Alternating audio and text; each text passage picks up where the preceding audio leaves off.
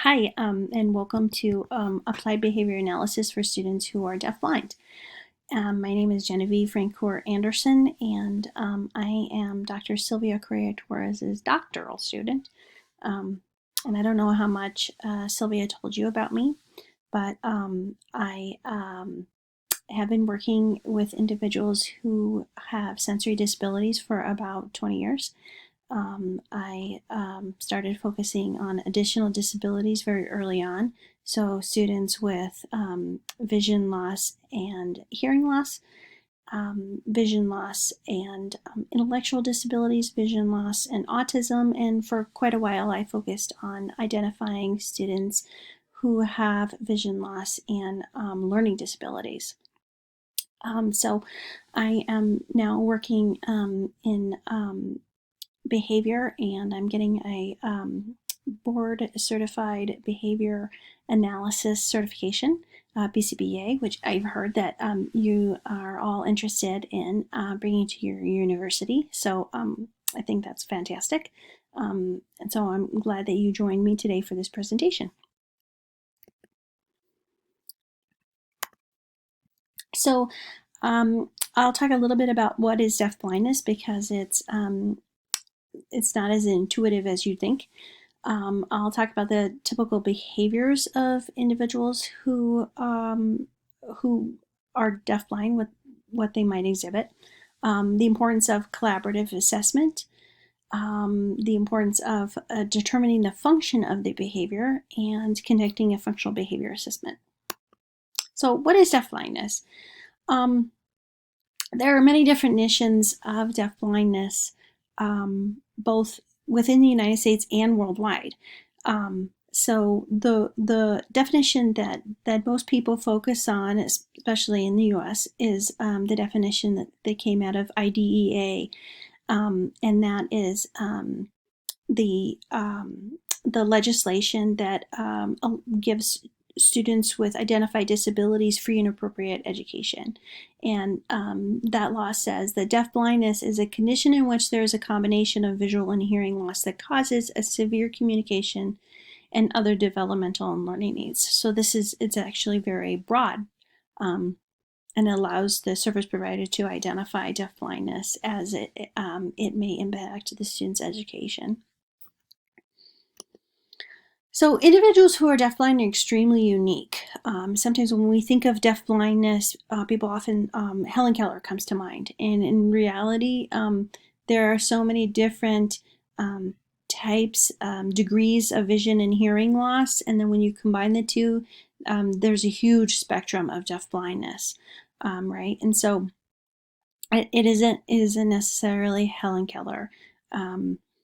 People can have different degrees of vision and hearing loss and still be considered deafblind. But it is thought that about 1 in every 1,000 students in the United States has dual sensory disability loss. So there are many different types of deafblindness. There's individuals who have some residual vision but have profound hearing loss, and then the inverse is true. There's individuals who have some residual hearing but no usable vision. And then clear on the other end of the spectrum, there are some people that have no light perception and profound deafness. And those individuals are very rare. The vast majority of people who are deafblind have some degree of vision and hearing that they are able to use. So what are the major causes of deafblindness? It's usually congenital syndromes, Down syndrome, Usher syndrome, trisomy 13. Those are the largest causes of deafblindness. You also have multiple congenital anomalies like Charge syndrome, hydrocephaly and microcephaly, fetal alcohol syndrome, and maternal drug use are major causes. Premature birth is another cause, and then within congenital sensory disabilities, you also have postnatal causes like asphyxiation, anoxic incidents, head injuries, encephalitis, meningitis. So individuals with deafblindness, they don't have effortless access to information. Vision and hearing are our distance senses. So we don't need to be touching something to be able to explore that. We can learn from our environment using our vision and hearing. And without our vision and hearing, our ability to learn, it decreases significantly. And when you have sensory, or when you have vision loss, you use your hearing to compensate for that vision loss. And the opposite is also true. When you have hearing loss, you use your vision to compensate. And when there are deficits in both vision and hearing, the individual's extremely at risk of having cognitive deficits due to the complete lack of exposure to their educational environment. Communication, deficits in communication is a huge issue with deafblindness, and it really, your ability to communicate is really determined by the onset of the deafblindness. So once communication is established, how the dual sensory loss impacts the individual is greatly dependent on whether or not communication was developed at the time. So what are the behaviors that are typical for individuals with congenital deafblindness? Now, congenital deafblindness is the dual sensory loss occurred prior to the development of communication. So at birth, shortly after birth. There are many stereotypies with individuals that they might exhibit when they have congenital deafblindness, and those are things like arm flapping, eye gouging, eye pressing, rocking. They tend to look very autistic-like, but they are very an individual doesn't necessarily have to have autism to have these stereotypies. There is more dependent on the degree of vision loss, actually. Individuals who are deafblind also exhibit, they're much more at risk of developing self-injurious behaviors and aggression towards others.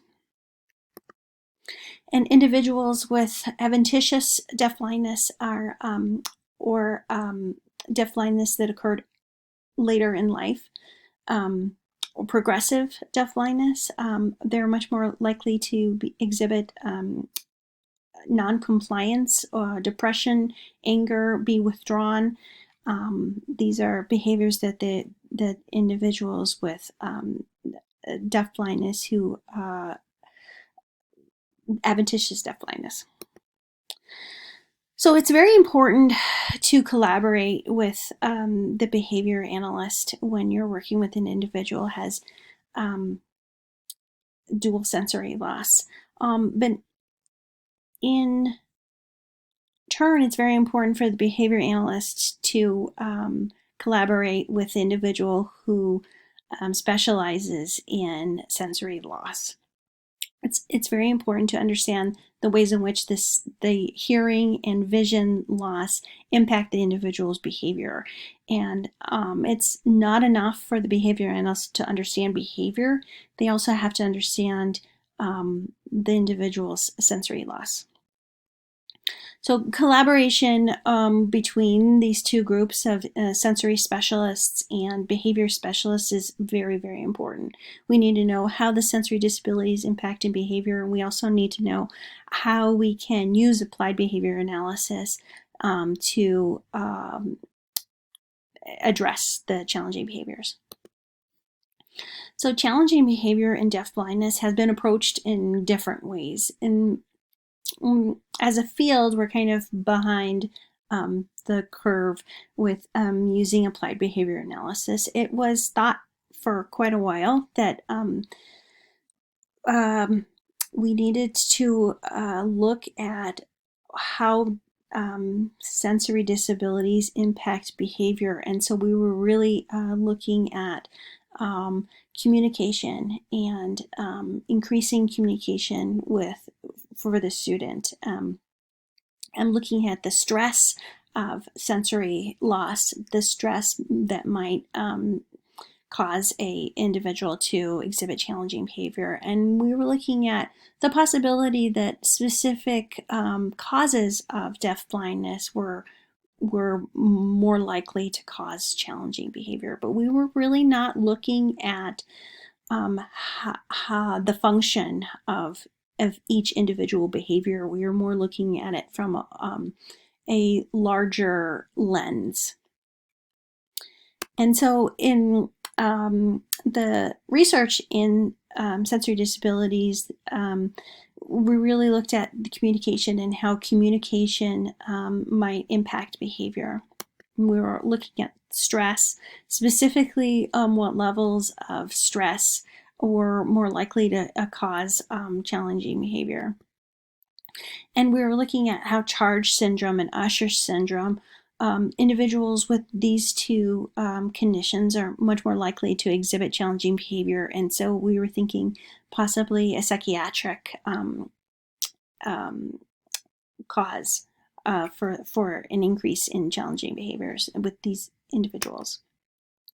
Also rubella, and individuals who exhibit self-injurious behaviors are much more likely to have stereotyped movements, stereotypies that are associated with vision impairments and sensory needs.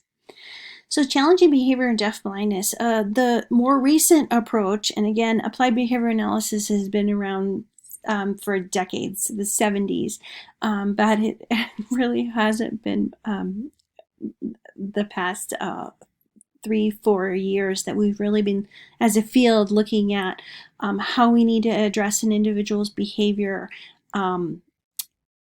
as by each behavior instead of looking at it, a one-size-fits-all sort of, you have deaf blindness, so we are going to address your behavior this way. Instead, we're looking at the behavior itself and determining what's the function of the behavior, and then providing a function-based approach. So applied behavior analysis says there's 4 functions of behavior. So we need to identify the function. Is it an escape from an expectation, or attention seeking? Is the individual using the behavior to seek attention? Are they seeking access to materials, or is it a sensory need that they're exhibiting?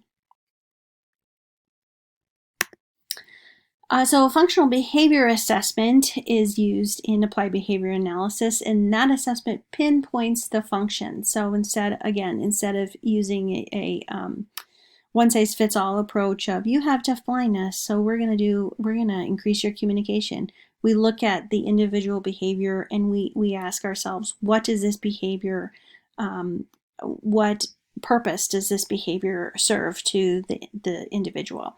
And collaboration is essential. All the service providers need to be collaborating with each other. We need to be looking at,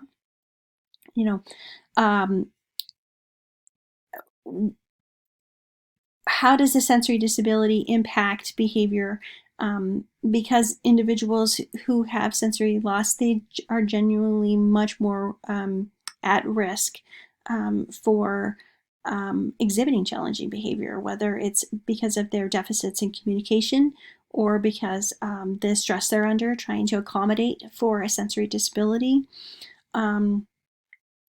or for a variety of different reasons. Individuals with sensory disabilities are much more at risk, and a sensory disability specialist would be the only person that would be able to identify the environmental factors and how that individual with sensory loss is experiencing their world, and what environmental factors would be contributing to the cause of their challenging behavior.